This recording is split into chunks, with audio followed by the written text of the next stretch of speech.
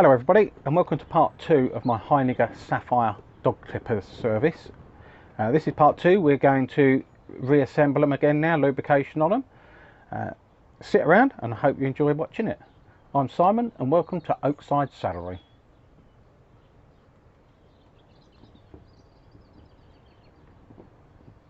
So in part 1 we disassembled.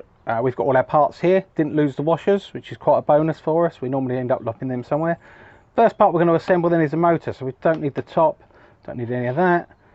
The motor itself, I've already cleaned these up with a bit of electrical contact cleaner, so they're a bit tidier than what they was. You try not to go too much with them because they can wear through. And a little bit of lubrication just on the end of there, so a little bit of oil. So like fine, and a little tiny drip, just give it a little piddle around so we can see it on there. Get rid of any excess with our dodgy old paper towels. Now that's going to sit this way round. It sits simply in there. The circuit board presses on top of there. So that's pretty good. Good to go. Next part is our gearbox assembly. So we have our big cog here with a bearing on the back of it. That's our first one to go on. We need a bit of lubrication of that on here. There was grease on this beforehand. I'm going to put grease on it again now. So again, nothing fancy, just a bit of multi-purpose. Only a little tiny bit we need. A little bit on the bottom. That go into the shaft as it does it, and then a little bit more just around the outside there. So it's just enough to sort of make it a bit smoother, so we're not actually metal on plastic, although that tends to be all right. And that's going to sit just on top of there. So the grease that comes through there would have quite happily lubricated that shaft at the same time. Get the bulk of that grease off my fingers. We now have to put these on top. So the washer went on first. It's got a bit of grease already there, it won't matter. This part here, in my little fat sausage fingers, it's got to push on. There's a little ridge just in there, so it's got to sit on top of that and then push on through there.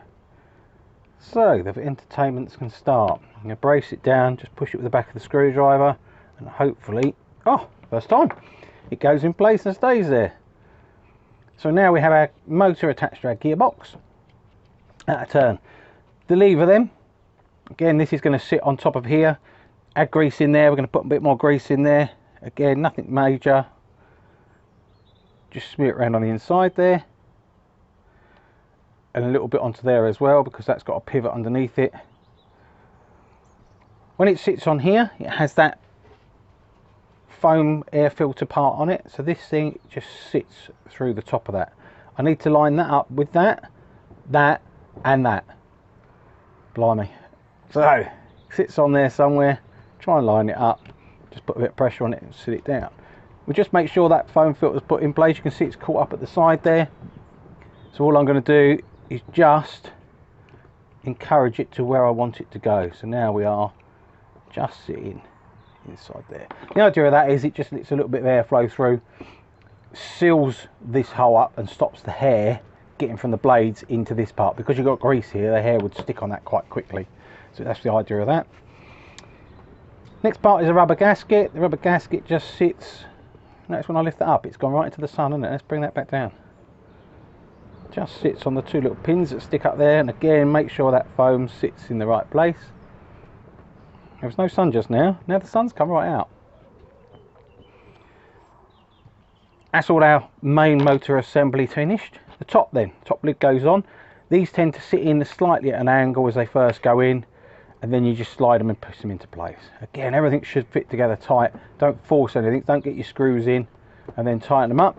You want to just make sure it fits in place nice and simply. So our screws for this, we have one little one, the one in the back, and then 6 others that all sat in the front here. When we do these, nice and easy as they go, because this is plastic, self-tapping screws into plastic, so there's no weight on this. All I'm doing is just using that to turn it slightly. So again, next one goes in. Oh, next one goes in. Just chuck it in there this time. Line it up. No pressure. I'm not putting any weight on it. I'm just turning it, and it should hopefully find its own hole. Same again. You're in that wind.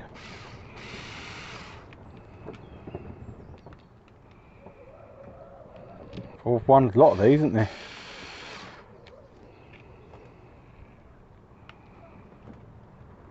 and this one. If any of them go tight, it's probably got a cross thread, and I'll want to undo it again before it goes too far.